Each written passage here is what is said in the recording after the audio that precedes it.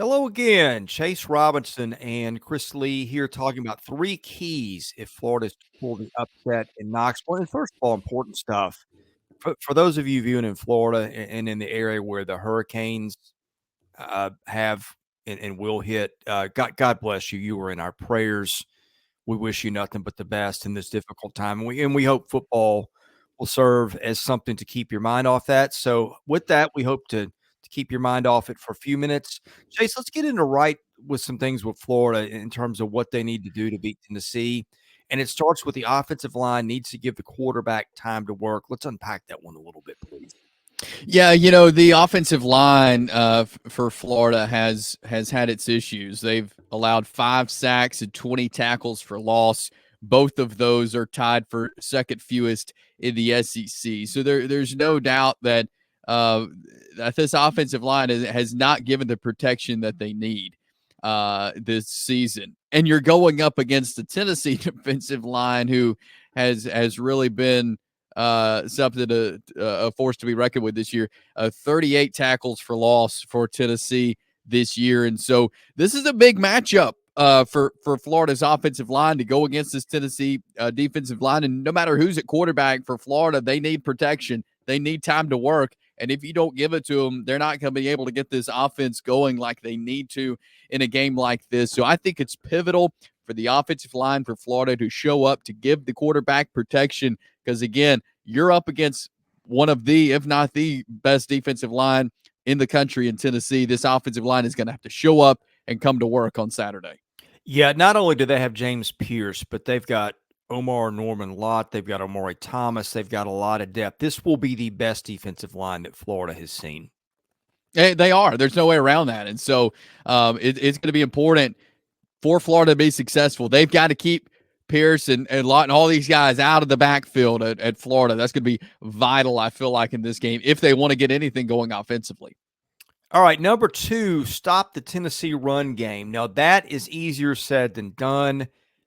Tennessee's got Dylan Sampson, who, if I'm picking best tailback in the SEC, he is on that short list and maybe number 1. He's been super consistent for Tennessee, which is averaging 6.2 yards per rushing play. That takes out passing plays. Florida's defense has had trouble with running games, and I'll pull up the numbers per rushing play. Florida's given it 4.6 yards per rushing play. And I'll tell you what, I did not like Florida's run defense from what I saw in the A&M game or even the Mississippi State game. And I picked UCF to beat Florida because UCF statistically has had one of the best rushing offenses in the country. Now, the schedule was suspect, but I thought between what they could do and that game being a rivalry game doesn't get played a lot, I thought that was bad news for Florida. Guess what? Florida really showed up with run defense. And in this era where we're looking at transfers and all kinds of things, Florida had a bye week heading into UCF. And maybe that made a difference.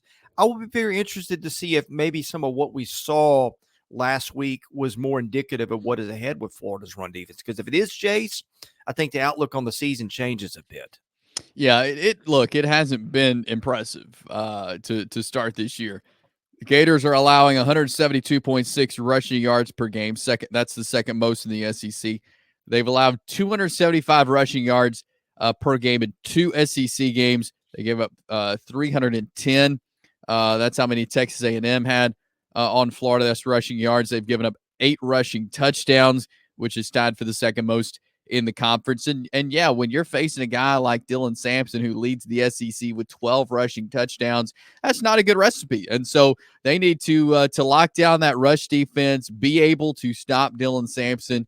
I thought Arkansas did a good job of that last week against Tennessee of putting a stop to the run there. And so that's what Florida's going to have to do. And it's getting better there at Florida. I thought they've had moments where the run defense has looked good, but they're going to have to lock it down and really keep these guys inside, not let them get outside like Dylan Sampson, Nico, all these guys can do running the football for Tennessee. Keep them inside, make your tackles, and stop the run game. Again, like you said, it's easier said than done with a guy like Dylan Sampson, who again has 12 rushing touchdowns on the season. But this is a chance Florida has to get better and solidify their run defense against a team who runs the ball so well. All right, before we get to our third key, reminder, BetOnline is the world's most trusted betting platform and your number one source for everything football. It has every stat, every matchup, even live odds and spreads to bet on during the games. If you think you know your stuff, get in on our $200,000 mega contest and pick 5 games against the spread every week for your chance at weekly prizes and a share of $200,000. When the game is over, head on over to our online casino and get in on a game of blackjack or poker or unwind with one of over 150 slots games. Head to the website today to get in on the action. Bet online, the game starts here. Now, Chase Robinson. The Chase, I've got a little something for you. If you were a betting man, who would you say has got the best offense according to SP Plus between these two teams? I would say Tennessee. Yeah, it's a trick question. Florida actually ranks higher in SP Plus. Wow. 10th compared to Tennessee's 30. I didn't expect that. And now look, I do think Tennessee's got the better offense in this one. I think sometimes stats can lie, and sometimes that's a product of your schedule too. Florida's played a tougher schedule, but I think that's interesting because it shows maybe this Florida offense is a little bit better than we thought. But there's some little issues hidden underneath that need to be addressed, and I'll let you get to that with your next point.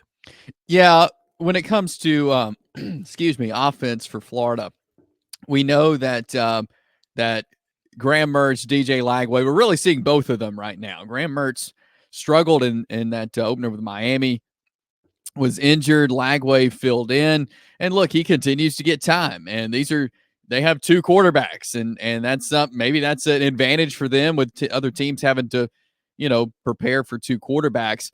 Mertz has completed 77.2% of his passes for 666 yards. That's a tough number there. 5 touchdowns. He has 2 interceptions though that he's thrown. Lagway comes in. He has 667 yards. So he has 1 more yard. I thought that was interesting than Lagway. 4 touchdowns and 3 interceptions. So they've turned the ball over a combined 5 times. They've had 2 fumbles offensively, so 7 turnovers. You can't do that against Tennessee. But also just the being balanced offensively, not trying to do one thing against Tennessee. This is not a team where you can just try to throw the ball or you can just try to run the ball and be successful. They're going to have a balanced attack against Tennessee, and they have to protect the football. That's going to be vital in this game is to not throw interceptions, to not fumble the football. And for these guys who both have had their share of interceptions, you've got to make good decisions and protect the football. You can't give Tennessee any free opportunities offensively.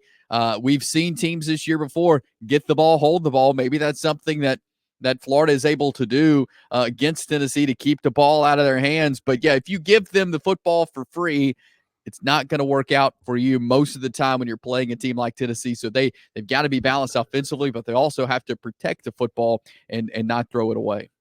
Well, what you said there got me to thinking a little bit, Chase, because Mertz has thrown 2 picks in 79 attempts. Now he's only missed 18 of 79 throws, which is amazing. 77% completion percentage. And let's not forget last year, the thing he was known for is high completion percentage, but also 20 touchdowns and 3 picks. And I know DJ Lagway has got all the fans excited, but it feels like Graham Mertz is the guy that gives him the better chance to win the game because he does have a history of ball security. And that's something that's going to need to show up. And oh, by the way, and the statement's going to be loud where you can't hear yourself think. I think experience could be a big thing. And Mertz has got an experience of making the right plays and the right calls. I think he could be a big key to this weekend and probably will be for Florida. I think so too. And you said it right. You're in Knoxville, crazy place to play. Yeah, I mean, that could be a factor, just the experience of having played in big moments and big games that DJ Lagway doesn't have. Composure is going to be huge in this game for whoever's in at quarterback. If you could just keep your composure, lead your team like you know how to do, and that could turn out good for Florida. All right, well, we cover baseball, football, basketball year-round. Hit the subscribe button, hit the like button. Caroline.smith at Southeastern14.com for advertising inquiries. For Chase Robinson, I'm Chris Lee. You've been watching Southeastern 16 presented by BetOnline.